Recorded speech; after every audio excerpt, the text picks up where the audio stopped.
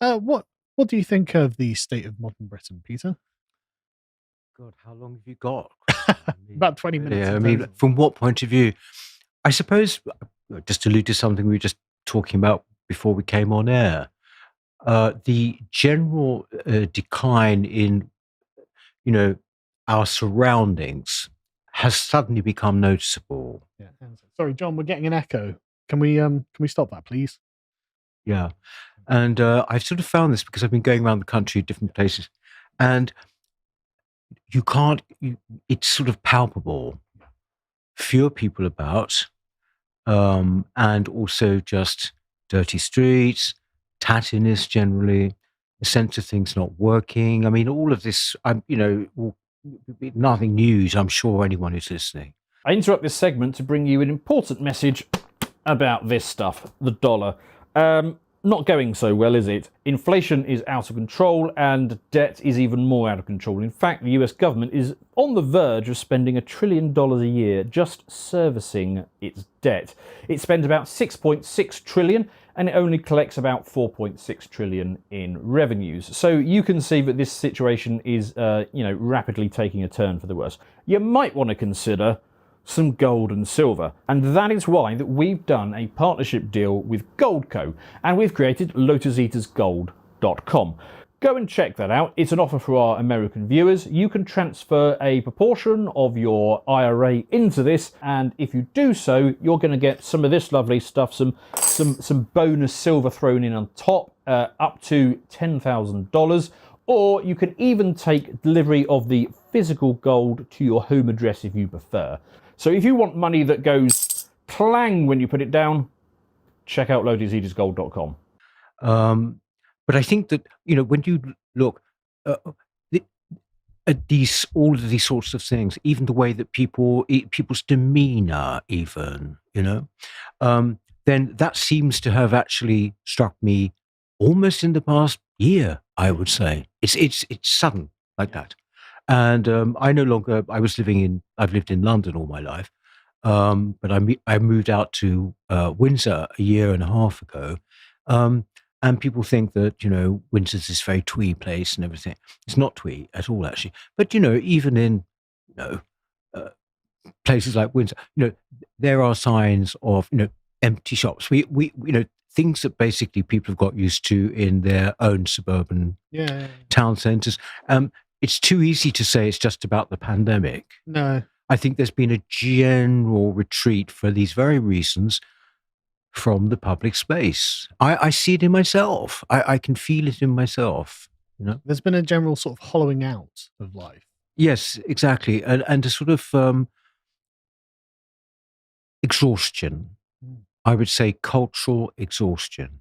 So what does that actually mean? I know what I mean by that. I'm sure you do, but it's a kind of feeling that there's no dynamic driving society. And what we've had in the past 3 or 4 years, I would say, is a sense in which people can't even take refuge in the past. Yeah. They can't. Nostalgia is probably a banned thing. Everything is under attack at the moment. Yes. So it's hard to identify where the attacks are really coming from. Yes. I mean, it's a kind of, from the moment you wake up in the morning, if you're still stupid enough to listen to the Today program, right the way through, it is one long litany of basically why you are essentially bad, why you are at fault. This affects certain sections of our society more, like, say, men or whatever. And, that is never ending. It's incessant. And it will have an effect on the way people. That's why one of the reasons I think they sort of stop having children. I don't just think it is about money and the expense of it. I mean, if you don't feel that there's actually anything in the future, it's a kind of odd subconscious thing. Why would you do something which was about the future? Why can't we feel optimistic about our own futures? It's very hard to explain why the decline is happening. And no politicians, no pundits on TV, no one ever tries to give you an explanation. I talk to taxi drivers quite a lot because I think taxi drivers are an interesting barometer of the country. Yeah. Because at some point, everyone has to get a taxi, right? Yeah. And the taxi drivers I speak to are always just like, yeah, this country's going down. And I ask them, well, do you ever see anyone trying to explain it? They're like, no. It's inevitable. Well, no, but the reason I think for that is that we're not meant to think that it is going down. We're meant to be actually, living in some kind of nirvana. Yeah. And it's essentially, therefore, you have to sort of, there's a sort of thing now called vision crime, I think, that you sort of look at something and say, that's not right. But actually, everything is telling you that this is absolutely fine and that, in fact, it's better than ever. Well, that's very much what the Conservatives are trying to pretend, isn't it? I mean, I just remember Liz Truss saying, I think Britain's best days are ahead of it. I think they're gone. But one of the things that I think is something that will help with this is actually going back to understanding what made us good. And I think that virtue ethics made us good, which is why, if you want to support us, go over to the website and go and check out Stelios and I's examination of Aristotle's Nicomachean Ethics, which I think are just the root of all of the virtues that Britain has had, basically. Doing the right things for the right reasons, for the right amount of time, with the right people. These are all things that are important, and it is not just in one realm of life. This is a thing you need to think about for your whole life. And it's one of those things that just you would never get this kind of conversation in an educational situation. Like in schools, in academia, you wouldn't hear about it on TV. And yet this, honestly, the reason my life is way better now is because I decided to essentially just do what Aristotle recommended. Right. Just try and be a good person in these ways. And it really worked for me. And so I totally recommend it for other people. When you say works for you, Carl, I mean, do you mean it changes your general attitude to things? Yeah. Primarily to understand that you should do all of the things you like doing, but not too much or too little, I think is a good way of actually reframing your entire life, because too many life plans are in some way really restrictive, right? Oh, you should never eat this, you should never do that. And it's like, no, you should. There's a time and a place for all of these things, but you should do everything essentially in moderation. And this is an old phrase that the British have used for many years because it's true. You shouldn't be denying yourself the pleasures of life, but also you shouldn't be doing it all the time. Yeah. There's go out once a month with your friends and go drinking. That's totally fine. In fact, it's part of the good life to have all of these things. And actually, I think that one of the things that Zoomers don't have these days is access to the good life, because they don't have friends. They don't have friendship circles in the way that when we were young, we absolutely did, because you couldn't just spend all your time on the internet. You didn't have that option. If you wanted to have fun with other people, you had to go out, and that was important. But anyway, so that's what I think is the solution to our current woes.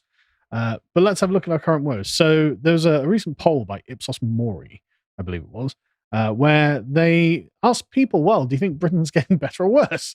And 76% thought Britain is a worse place to live, compared to 49% in June 2010, which is when the austerity years began, and 71% in May 2008 as the financial crisis hit. This is reflected in people's opinions on politics, obviously. Nobody really approves of any of our politicians, although Keir Starmer is the most approved of because he hasn't become the Prime Minister and screwed everything up yet. But even then, only 36% of people see Keir Starmer as the most capable man to be the Prime Minister. So 2/3 of the country are like, no. I mean, it's 3/4 of the country that say no to Sunak. I mean, actually, how much notice do you even take of Westminster politics? I take very little. I mean, I was asked the other day to go on something, and just simply was like, what do you think of Rishi Sunak? Do you think? And I sort of thought, I don't care. I don't care. I don't think of Rishi Sunak. Yeah. Yes, exactly. Yeah. But don't.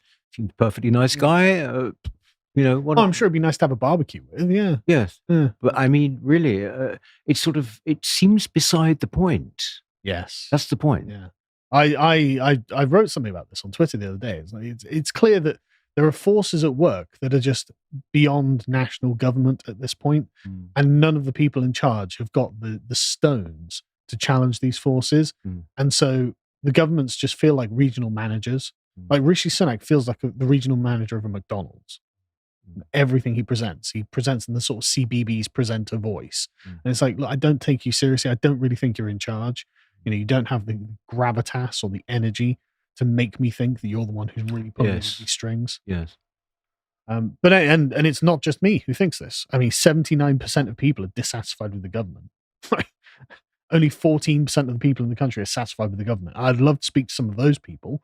Sorry, what exactly are you satisfied with? Like, what around you do you think is at least as good as it was 5 years ago, if not slightly better? There's absolutely nothing.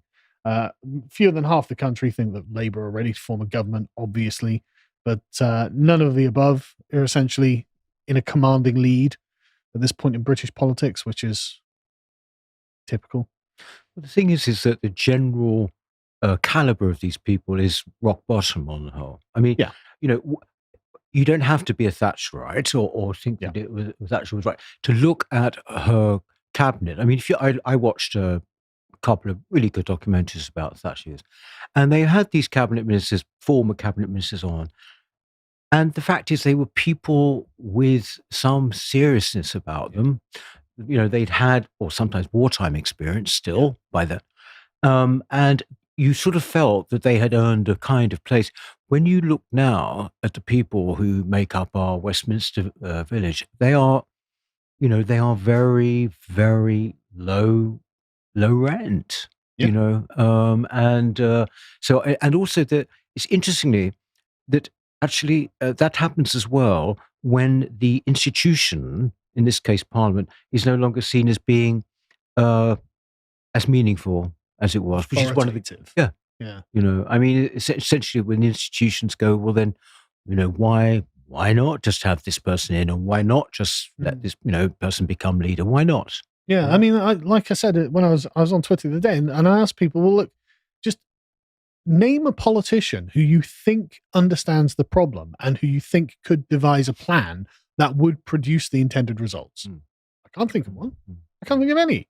They're all, like you say, low rent is a great way of describing them. I think the other thing as well, I mean, there was a piece by Alistair Heath in The Telegraph yesterday. Alistair Heath said, he's the editor of the Sunday Telegraph, and it was a piece basically going through all the various points about what's wrong and why the Tories, in his case, have got to grapple with it. But it was pretty good and also very thorough for The Telegraph, which is, after all, part of the establishment media. But I was rather taken with it because, I mean, it was, all of these things. You say, he went through everything, the woke ideology gradually taking over, the culture wars, all of this, as well as economic. And basically, and the general malaise. Basically, no politician will really go to any of those points. And I see it reflected, like, I no longer have a TV. I stopped paying my license 2 years ago, whatever, but I did see BBC recently because I was at someone's flat. And the actual news, I watched the news, and it was the weirdest thing, actually, Carl. It sort of felt quite banal. It sort of felt banal. I sort of thought, wait, there are huge amounts going on. And yet, wait a minute, I'm watching something which seems very, very sort of... it seemed like stage managed. Yes, sort of stage managed, but also of no real consequence. Yeah. And this was local news as well. And I just was thinking, well, perhaps because I spend all of my life in these waters, that this is actually me, but I don't think it is. But even then, why aren't these waters what the BBC is talking about? Because I feel like we're actually further ahead of the curve than most. We're talking about real things that are quite impactful.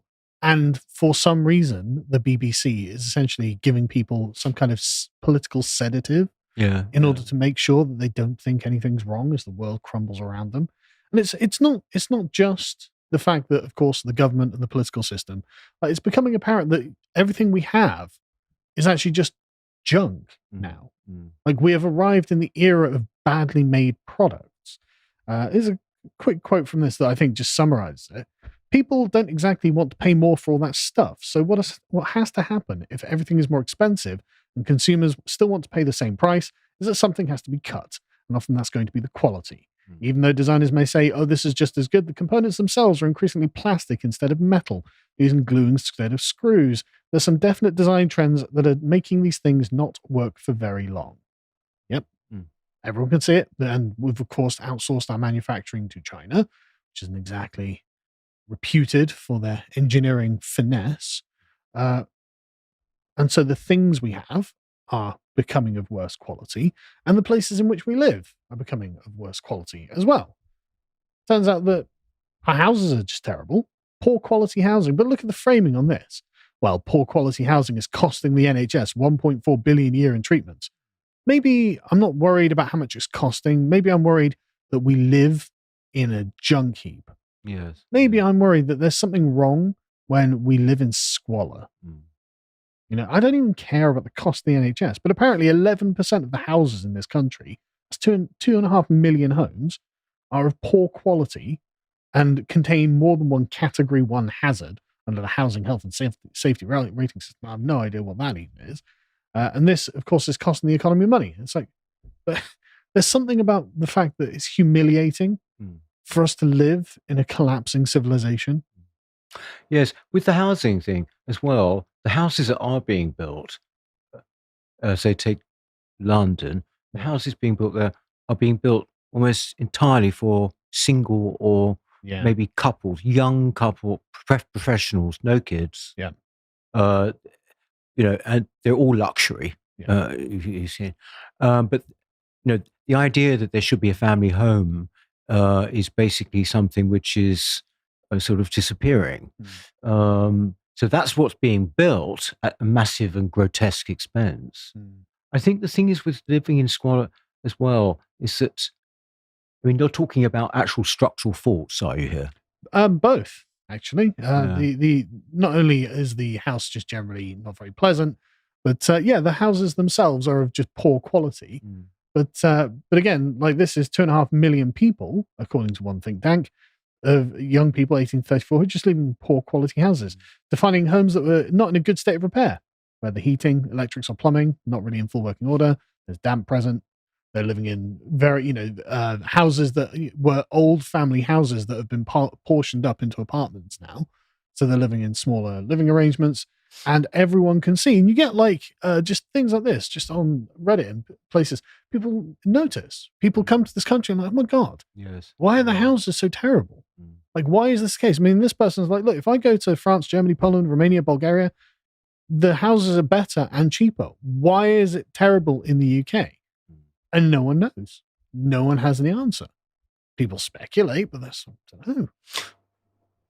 Decline in engineering skills, for example? Quite possibly. I mean, you know, I've often thought that when it, not just this, but even in, I remember, this is a long time ago, but when Terminal 5 opened at Heathrow, I think it was, and then it basically nearly had to close again the same day because it was just a screw up. I mean, nothing worked.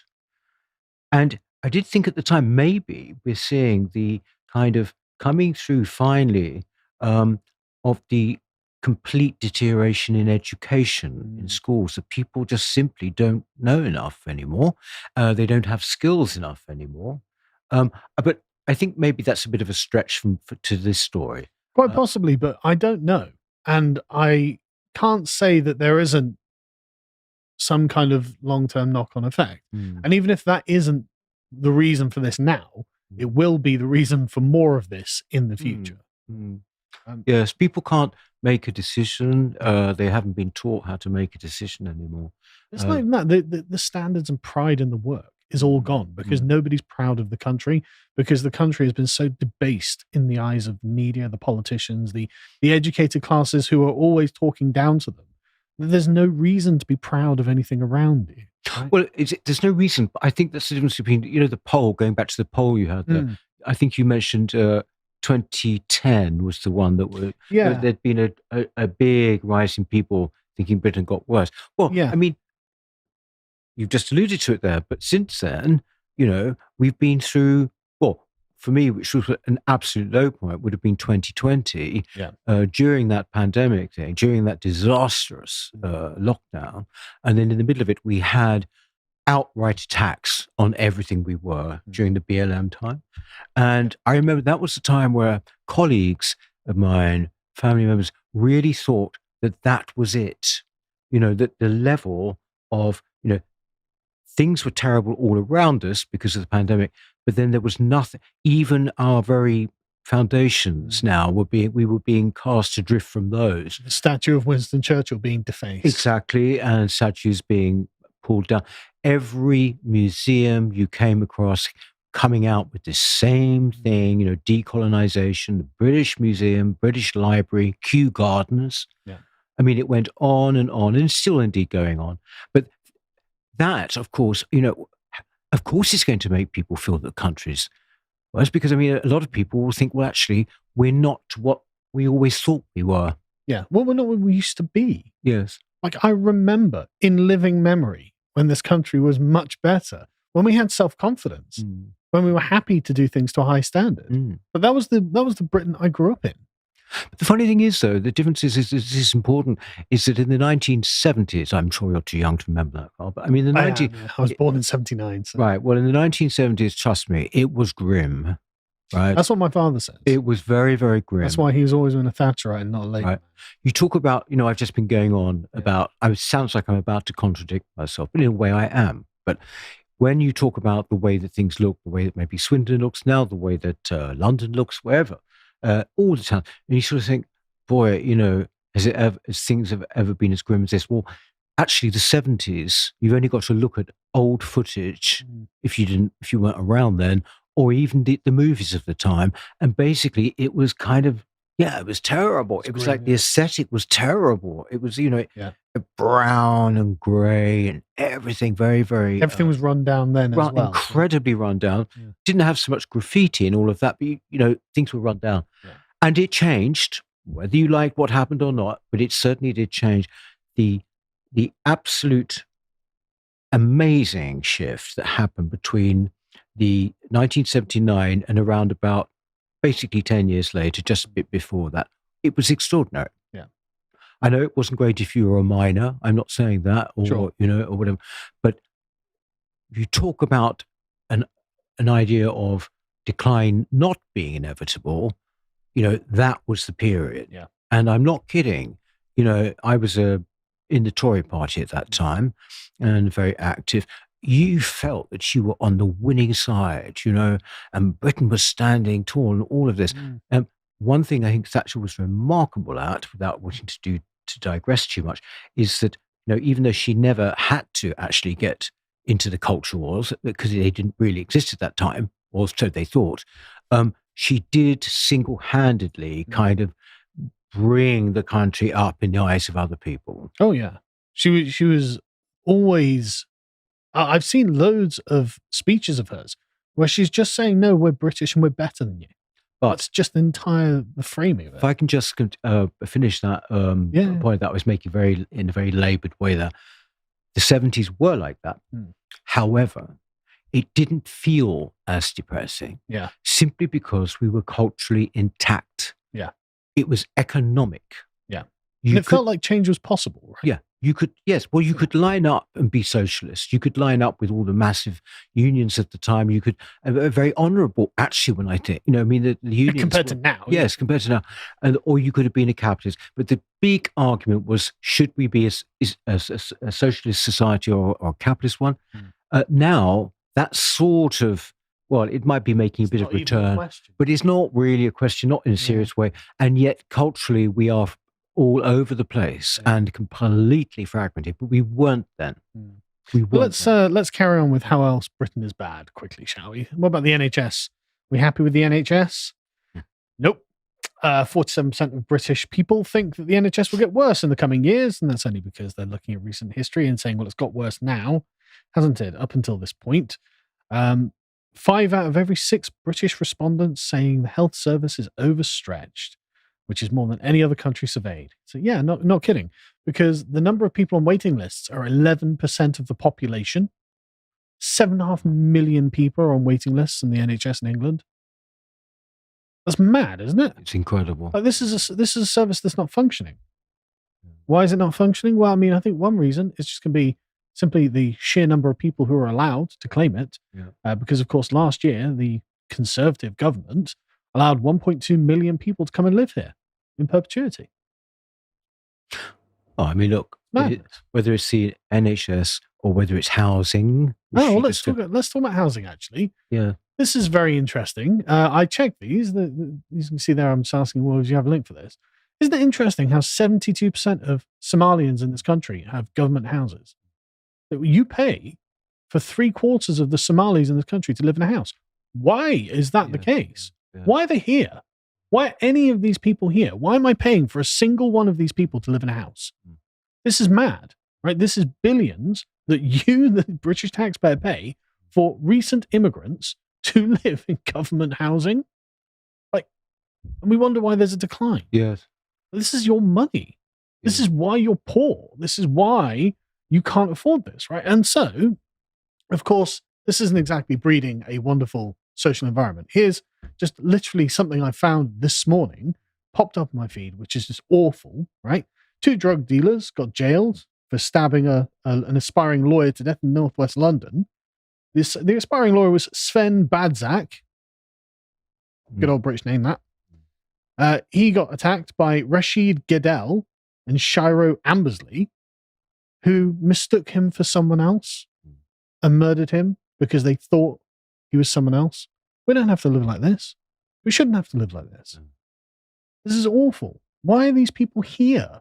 Why are they doing all of these things? But anyway, right, well, let's keep moving on, right? So it turns out that your cost of living is up by 20% or so, food. So that's a fifth almost. Your food inflation has gone up, and it becomes evident that the people advising the government, the economists at the Bank of England, have been like, look, the era of cheap food is an end. So your house is rubbish, your streets are dangerous, you're paying for foreigners to live in this country, and you are going to have trouble feeding yourselves. So you're probably going to have to find a job, right? Well, I mean, I know you're getting on a bit, but have you considered just being a takeaway delivery driver in your 50s? Like, isn't that a bit humiliating? That's the job that teenagers should be doing. And the government are just like, well, the work and pension secretary is like, well, just be a Deliveroo driver.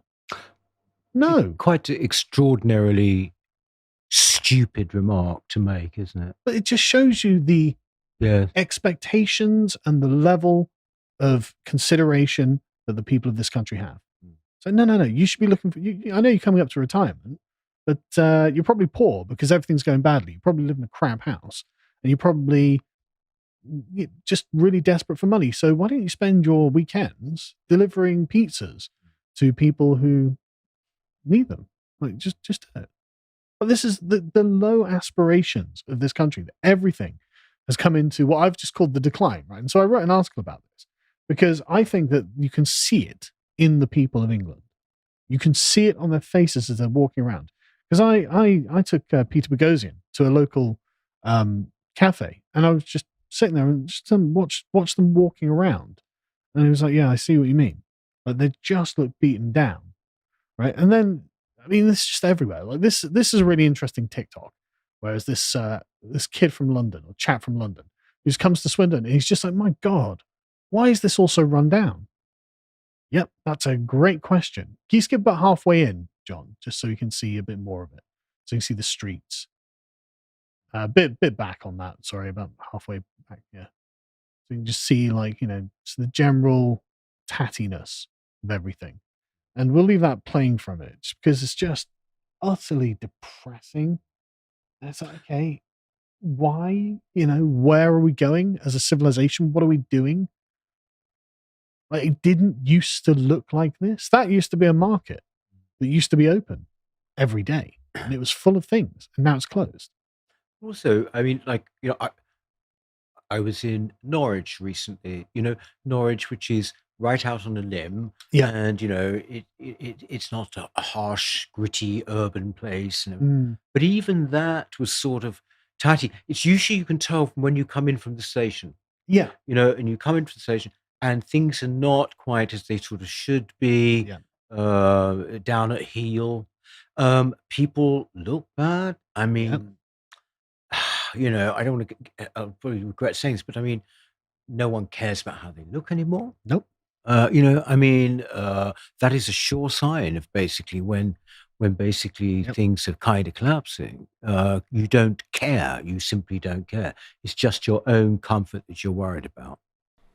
If you appreciated that segment from the podcast of the Lotus Eaters, you can go to lotuseaters.com to get access to all the premium content that's on the site, such as the premium book clubs, this one on Julius Evola's Fascism Viewed from the Right. If you'd like to find out what else is being put out, you can follow on Getter at lotuseaters_com on Getter. Thank you and goodbye.